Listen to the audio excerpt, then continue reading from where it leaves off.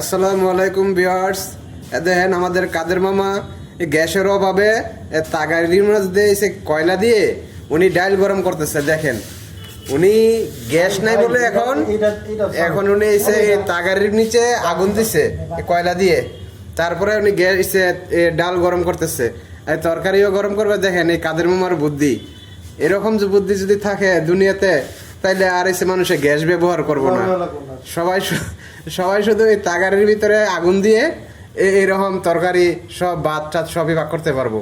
দেখছেন কত অসহায় মানুষ উনি, এই গ্যাসের অভাবে উনি তাগারের নিচে কয়লা দিয়ে ডাল গরম করতেছে। দেখেন ভিউয়ার্স, এই যে এর আগে দিচ্ছে ডাল গরম, এখন দিতেছে তরকারি গরম। এই কাদের মিয়ার বুদ্ধি, এই কাদের মিয়ার বুদ্ধি।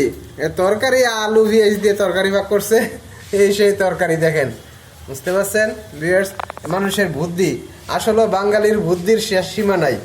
বুঝতে পারছেন ভাইয়েরা, ভাই বোনেরা, আপনারা জানাবেন এই ওনার বুদ্ধিটা কিরকম হয়েছে। অবশ্যই আপনারা কমেন্টস করে জানাবেন ওনার বুদ্ধিটা কিরকম হয়েছে। দেখছেন একবার হয়েছে মানে কয়লা ধরাই নিলে 1 মাস ভাগ করতে পারবো, কোনো গ্যাসই লাগবে না।